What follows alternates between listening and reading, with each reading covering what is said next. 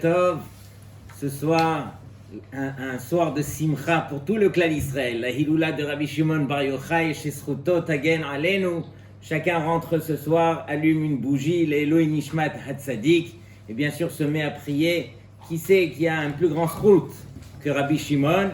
Et donc on va essayer de voir ensemble qu'est-ce que Rabbi Shimon représente pour le clan d'Israël. Il est écrit dans le Tour. C'est marqué dans le Siman Tav Tzadik Gimel. C'est marqué que le 33e jour du Omer, donc ce soir, Bezrat Hashem, on ne fait pas de Tahanunim ni de Hespedim. Et le Meiri nous dit que c'est un minhag qui date depuis les Géonim, bien avant les Rishonim, bien avant Rashi et Tosfot. Donc on voit que ce minhag nous précède et la question, c'est de savoir quelle est la simcha qu'on doit avoir donc dans ce jour de Lag BaOmer. Selon le Tour, c'est parce que justement, Paskou, Lamout, Talmidei, Rabbi Akiva, les Talmidim de Rabbi Akiva ont arrêté, sont arrêtés de mourir à ce moment-là. Et il y a même une girsa dans la Gemara qui dit que Mi Pesach ad Pros Atzeret, les Talmidim sont arrêtés de mourir. C'est quoi Pros Atzeret? C'est une coupure jusqu'à Shavuot. C'est-à-dire que les Talmidim sont morts depuis Pessah jusqu'à une coupure de Atzeret. Le Maharsha, il explique c'est quoi une coupure. C'est qu'on prend les 49 jours du Omer et on peut les séparer en 3. Une coupure de 16 jours. Il y a 3 fois 16 jours. Et donc, après 2 fois 16 jours, le 32e jour, le 33e jour, donc c'est Lag BaOmer, c'est là où les Talmidim se sont arrêtés de mourir, et à partir de là, c'est la simcha qui reprend. On arrête les signes de deuil qu'on a pris depuis le début du Omer. Donc ça, c'est selon le Tour. Selon le Aruch HaShulchan, alors il est écrit que Rashbi est sorti donc de la grotte le jour de Lag BaOmer. Le jour de Lag BaOmer, donc il a été enfin libéré de cette grotte. Selon les Kitvei du Harizal, on dit que c'est la Hiloula de Rashbi ce soir. C'est quoi la Hiloula? C'est le mariage, c'est le jour de Simcha par excellence où Rashbi, les Talmidim de Rabbi Akiva, dont Rashbi, il a reçu la Smicha de son Rav, et donc c'est un jour de Simcha. Selon la Hydra Zuta, selon le Zohar qu'on verra Blineder, alors il est marqué que Rashbi a dévoilé des secrets de la Torah, comme on les a reçus, le Zohar. Donc c'est vrai que Rabbi Shimon Bar Yochai, il est connu dans les Mishnayot, il est connu dans la Gemara, un peu partout dans le Shas, mais il est surtout reconnu pour le Zohar HaKadosh qui nous a dévoilé. Et donc permettez-moi de vous lire une Mishnah très connue dans le Pirkei Avot. Il faut savoir que dans les Pirkei Avot, lorsque les Tanaïm HaKadoshim, ils ont cité des conseils, quand on dit Hu Haya Omer, il avait l'habitude de dire, c'est-à-dire que ici c'est un conseil que Rabbi Shimon répétait. On va s'arrêter sur ce conseil et on va essayer de comprendre ensemble qu'est-ce qu'il représente. Donc c'est marqué Rabbi Shimon Omer, Shlosha she'achlu al shulchan echad velo amru alav divrei Torah, ke'ilu achlu mizivhei metim. C'est comme s'il offrait des sacrifices à la Avodah Zara. De même que la Avodah Zara est considérée comme morte, de même celui qui offre des korbanot pour la Avodah Zara, c'est comme s'il faisait rien. Aval shlosha she'achlu al shulchan echad ve'amru alav divrei Torah, ke'ilu achlu mishulchano shel makom. Comme il est écrit, Vaidaber Elai ze shulchan asher lifnei Hashem. Donc tout ça pour dire que lorsqu'on est rassemblé, lorsqu'on est au moins à 3 à table, alors il conviendrait d'avoir des divrei Torah, et Rabbi Shimon avait l'habitude de répéter donc cette Mishnah, de répéter cet enseignement. Pour Rabbi Shimon, c'est un enseignement qui est des plus importants, c'est ce qu'on va essayer de comprendre. Donc on revient sur la Gemara de Masechet Shabbat, Daf Lamed Gimel. C'est pas pour rien que les Chachamim se sont arrangés à nous mettre vraiment par rapport au Lag BaOmer. Et donc ici, vous vous rappelez donc de l'histoire de Rabbi Shimon qu'on va voir assez vite, mais qu'on va essayer de voir par rapport à la fin. Il est marqué qu'il y en a 3 qui étaient réunis. Il y avait Rabbi Yehuda, il y avait Rabbi Shimon et Rabbi Yossé. Et les 3 étaient en train de discuter par rapport à ce que les Goïm ont inventé. Les Goïms ont inventé tellement de choses. Ils ont construit des routes, ils ont construit des ponts, ils ont construit des endroits de marché, des cinémas et ainsi de suite. Et donc, Rabbi Yehuda, lui, il a dit, aïe, ils ont construit toutes ces belles choses et Baruch Hashem qui les ait construites. Donc, il a fait un shevach sur ce que les Goïms ont fait. Rabbi Shimon, il lui a dit, mais non, tu n'as rien compris. Ce que les Goïms ont fait, ils l'ont fait uniquement pour eux, pour leurs beaux yeux, pour leur mérite. Rien à voir avec nous. Et voici que Rabbi Yossé, lui, shatak, il n'a rien dit. Et il y avait là-bas un juif qui s'appelait Yehuda ben Gerim, qui lui a dévoilé la chose, et jusqu'à ce que c'est arrivé aux oreilles de l'empereur romain, qui a dit en 2 mots, Rabbi Yehuda qui lui a dit que c'était pour le bien, que ce que les Goïms ont fait, alors Rabbi Yehuda va devenir Rosh Medaberim Bechol Makom. À chaque fois qu'il y en aura un qui devra prendre la parole, le premier on donnera à Rabbi Yehuda. Rabbi Shimon, lui, sera mis à mort. Il a osé dire que les Goïms, ce qu'ils ont fait, c'était uniquement pour leur bien à eux. Il sera mis à mort. Et voici que Rabbi Yossé Shatak, qui n'a rien dit, alors lui, il sera envoyé en galoute. Tout ça pour dire qu'à ce moment-là, on connaît la suite. Rabbi Shimon, il a pris son fils Rabbi Elazar et ils sont partis se cacher dans un Beth Midrash. Il n'y avait que sa femme qui était au courant et tous les jours, elle leur amenait à manger. Au moment où, ça y est, on voyait la tête de Rabbi Shimon partout dans la ville, wanted, on allait l'attraper. Alors là, Rabbi Shimon a eu peur. Il a dit à son fils, on va se cacher. Mais cette fois-ci, même maman, on ne lui dira pas où est-ce qu'on est parti se cacher, de peur qu'on va venir la forcer à dire où est-ce qu'il est. Et voici qu'ils sont partis donc tous les deux dans cette grotte où ils sont restés là-bas pendant 12 ans. Une année de plus après, comme on verra, mais dans tous les cas, pendant 12 ans, la Gemara nous dit qu'ils enlevaient leurs vêtements pendant toute la semaine, ils se plongeaient dans le sable, dans la terre, et ils étudiaient comme ça la Torah toute la journée. Arrive Shabbat, là ils sortaient, ils remettaient leurs habits et l'Irvot Shabbat. Et imaginez la Messirut Nefesh qu'ils ont eu pour la Torah, c'est la raison pour laquelle Akadosh Baruch Hu leur a dévoilé tous les secrets qu'ils sont venus à nous amener à travers le Zohar. Donc regardez la Messirut Nefesh qu'ils ont eu pour la Torah. Et voici qu'à la fin des 12 années, ils sont sortis et là, ils n'ont rien compris. Pourquoi ils n'ont rien compris? Ils étaient tellement attachés aux valeurs spirituelles que lorsqu'ils sont sortis et ils ont vu des gens travailler, des gens labourer, des gens semer, alors ils ont dit, mais comment est-ce qu'ils peuvent manichin chaye olam ve'oskin bechaye sha'a, qui veut dire que ils travaillaient pour ce monde-ci, pendant que le but de ce monde-ci, c'est quoi? C'est obtenir, olam haba, une vie éternelle. Comment est-ce qu'on peut être mashkia? On peut investir dans ce monde-ci, pendant que le but, c'était le monde futur. Et ils n'ont rien compris de ce qu'ils voyaient. Et là où ils posaient leurs yeux, ça brûlait. Et donc, Akadosh Baruch Hu, une voix céleste est sortie et leur a dit, vous êtes venus pour brûler mon monde, retournez dans votre grotte. Ils sont restés là-bas encore pendant 12 mois, 1 an. Et la Gemara nous dit, pourquoi 1 an? Parce que le pire des sentences dans le Gehenom, ça dure 12 mois. Et donc après 12 mois, ils sont encore ressortis de leur grotte. Et voici que le Rabbi Elazar, le fils de Rabbi Shimon, encore ça lui arrivait qu'à peine il voyait des gens qui travaillaient, alors il les brûlait. Mais à ce moment-là, Rabbi Shimon, ça y est, il avait fait tchouva, il avait atteint un certain niveau, que tout ce que Rabbi Elazar brûlait, Rabbi Shimon massait, il réparait, il guérissait. Et donc, ça y est, Rabbi Shimon, il a dit à Rabbi Elazar, on arrête ce monde-ci, sauf, c'est Akadosh Baruch Hu qui l'a conçu ainsi. Il y en a qui travaillent et il y en a qui étudient. Et ici, la Gemara nous dit que Rabbi Shimon, il a voulu consoler son fils en lui disant, Dai, il suffit pour ce monde-ci, Ani ve'ata.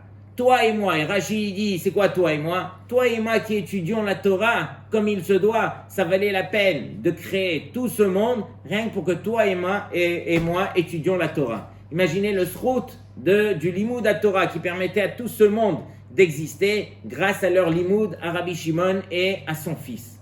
Mais voici qu'à ce moment-là, Akadosh Baruch Hu a voulu quand même les consoler et ils ont vu un homme âgé qui courait avec des hadassim dans la main. Et ils lui ont dit, où tu t'en vas comme ça? Alors il leur dit, j'ai pris ces hadassim justement, l'Irvot Shabbat, pour faire Boré Atzé Besamim. Et ils lui ont dit, non mais pourquoi tu en as deux?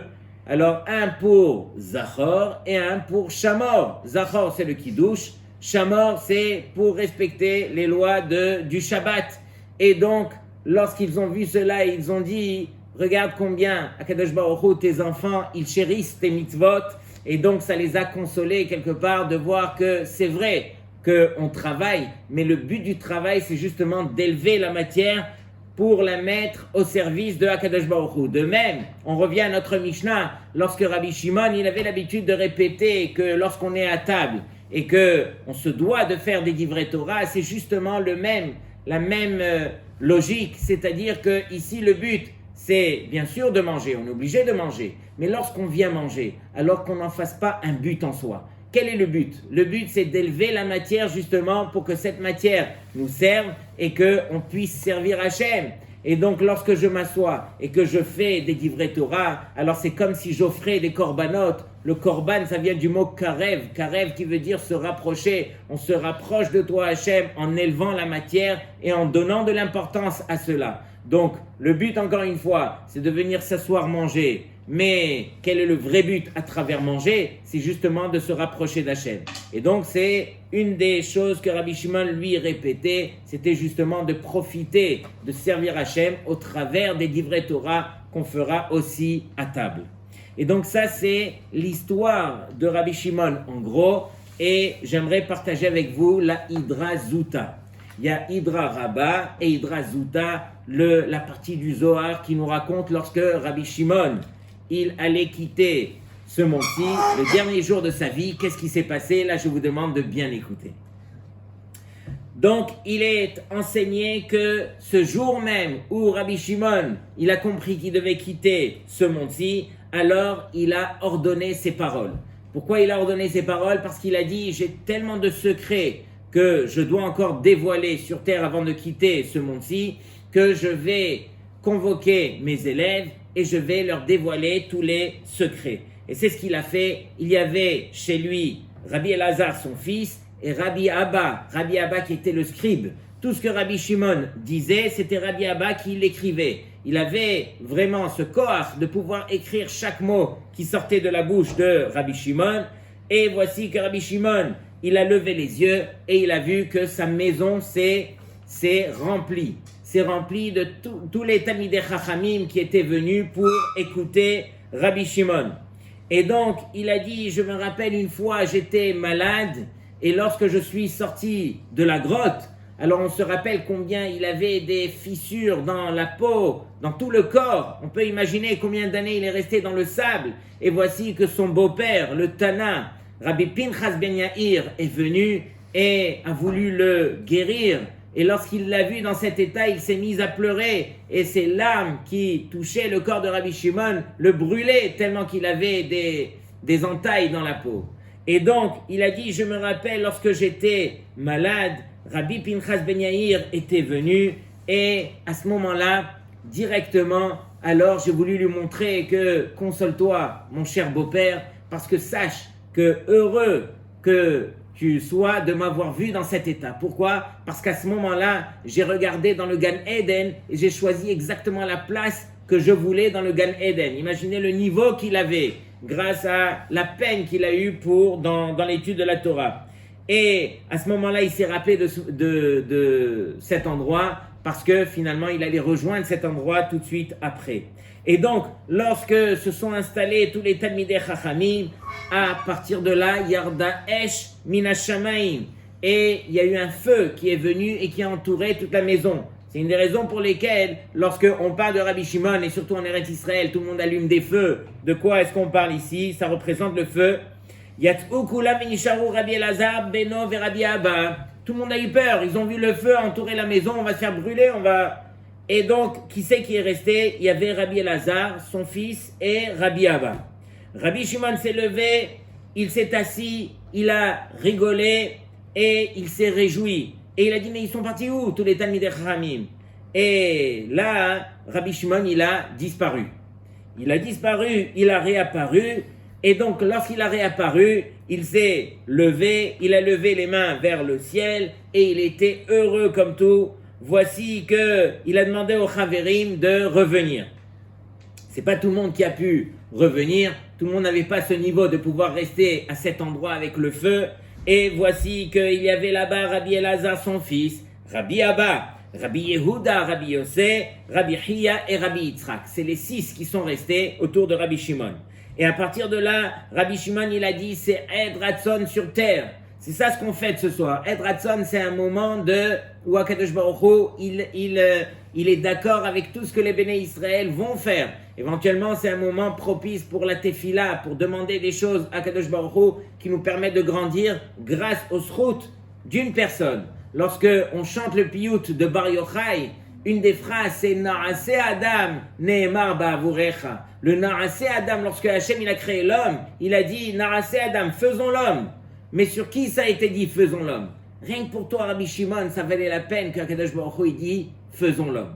Regardez la grandeur de cet homme-là. Et donc, Rabbi Shimon il a dit voici que Anime Vakesh Lavo le Olam Haba, voici que je demande d'aller dans le Olam Haba, mais je veux aller sans aucune souffrance. J'ai besoin d'abord de dévoiler tout ce que je suis venu dévoiler. Donc il a ordonné les Talmidei Chachamim et chacun il avait sa mission.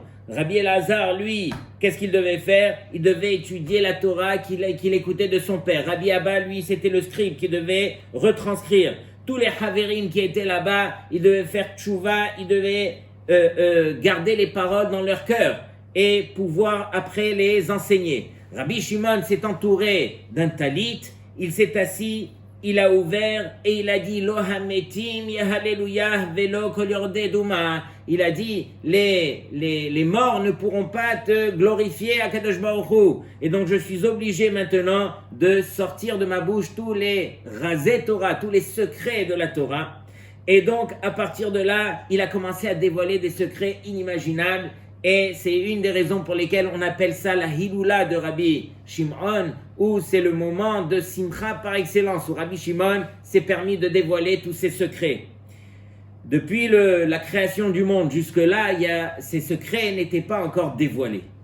Et donc Rabbi Abba, lui qui était assis, comme on a dit, qui était en train d'écrire, L'Osiem Hamor Akadosh Lomar Chaim, lorsqu'il est arrivé au pasuk de Ki Sham Tziva Hashem et Aberacha Haim Ada Olam, ça c'est le pasuk dans Tehilim, Ki Sham Tziva Hashem, car là-bas Hashem a ordonné et Aberacha, la bracha, Haim Ad Olam, la vie pour l'éternité. À peine il est arrivé au mot Haim que la voix de Rabbi Shimon s'est arrêtée. On n'entendait plus Rabbi Shimon. Et Rabbi Abba, qui lui était assis en train d'écrire, à peine il a entendu Haïm, il n'a plus entendu de voix. Mais il ne pouvait pas lever les yeux parce qu'il y avait tellement de lumière qui sortait de la face de Rabbi Shimon. Il avait tellement peur qu'il ne pouvait pas regarder et il attendait d'entendre la voix pour pouvoir continuer à écrire. Et là, il n'y a plus rien qui sortait de sa bouche. Et voici que Miyad, tout de suite, Rabbi Abba s'est mis à trembler et il a entendu une voix qui disait Ki orech yamim ushnot haim veshalom yosifulach. Et donc il a entendu une autre voix qui disait Chaim sha'al mimecha natatalo orech yamim olam vaed. Il a entendu des psukim qui parlaient de la vie, la vraie vie. On parle de chaye olam, la vie éternelle, celle qu'on a dans le monde futur. Et donc toute la journée, le feu n'a pas bougé de la maison de Rabbi Shimon, elle entourait la maison, et personne ne pouvait dépasser, donc ne pouvait rentrer, ne pouvait dépasser tellement que tout était entouré de feu. Et pendant toute cette journée-là, alors je pleurais des secrets qu'on a commencé à rédiger, à entendre et qui se sont arrêtés. Et donc, on a vu que Rabbi Shimon, il était par terre et voici qu'il était encore enveloppé de son talit. il était sur son côté, on ne s'allonge pas ni sur le dos ni sur le ventre, et il avait la face qui était rayonnante et qui souriait. Amad Rabbi Elazar beno venatal yada venashak lahen. Rabbi Elazar est arrivé tout de suite. Il a fait netilat yadayim à son papa qui venait de mourir et il a embrassé ses mains. Et voici que vani lacharti afar shetahat kapod raglav. Et moi, Rabbi Abba, j'ai couru et j'ai léché la cendre qu'il y avait, la poussière qu'il y avait en dessous de ses pieds. Imaginez le tzaddik que c'était. Bikshu chaveril livkoto velo yachlou ledaber. Voici que ils ont voulu faire des espédim. Il n'y a rien qui sortait de leur bouche. Tous les chaverim qui étaient là, tous les talmidei chachamim. Rabbi Elazar beno nafal shalosh peramim velo yachol liftoach piv. Rabbi Elazar, son propre fils. Alors il est tombé à terre 3 fois et lui aussi n'a pas réussi à ouvrir la bouche, à parler. Et donc les sof patach ve'amar. En fin de compte, il y a quelques mots qui sont sortis de sa bouche. Abba, Abba, Yachid nishtayarti. Tu m'as laissé tout seul, papa.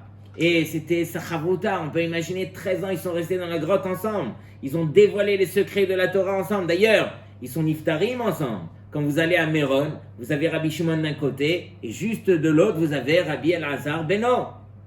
Amad Rabbi Chia al-Ragla ve'amar. Rabbi Chia qui était là-bas, il s'est levé, il a dit Adarshav aya amaor akadosh mishtadel imanu. Jusque-là, on avait le luminaire qui nous aidait, qui nous donnait. Me'ashav enanu ela leit'asek birvodo. Et maintenant, on ne peut que étudier sa Torah. Ce qui nous a dévoilé, maintenant notre responsabilité, c'est de l'étudier. Et donc, Amdou Rabbi Elazar et Rabbi Abba venatlou mitato veimale abayid reach besamim. Voici que Rabbi Elazar et Rabbi Abba ont pris son lit et la maison s'est remplie de parfums et il y avait à ce moment-là des choses dans le ciel inimaginables. Et voici qu'on est venu accueillir dans le ciel Rabbi Shimon avec tout ce qu'il représentait, toute cette Torah qu'il nous a accordée, qu'on a le srout nous aujourd'hui de pouvoir étudier, de pouvoir vraiment essayer de ressembler aux midot de Rabbi Shimon. Tout ça pour dire que ce soir et demain, il conviendrait d'étudier un petit peu, même si on ne comprend pas. Il y a une mitzvah, même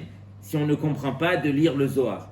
Et Dieu seul sait combien les Sfarim sont remplis de Zohar, même sur les parashiot à Torah et tout. Ça vaut la peine de prendre un petit peu de temps et d'étudier la Torah de Rabbi Shimon, que par le srout de cette Torah, alors Bezrat Hashem, on soit éclairé et exaucé de toutes les demandes qu'on fera et que Bezrat Hashem, qu'on puisse grandir nous aussi. Toute cette Torah que Rabbi Shimon nous a accordée, c'est justement pour réaliser un petit peu la grandeur de quelqu'un qui est venu sur terre et qui a étudié et qui a fait les choses des Shem Shamayim, jusqu'au point que, comme on a dit, Na'ase Adam ne'emar ba'avurecha. Ce Na'ase Adam a été dit pour toi.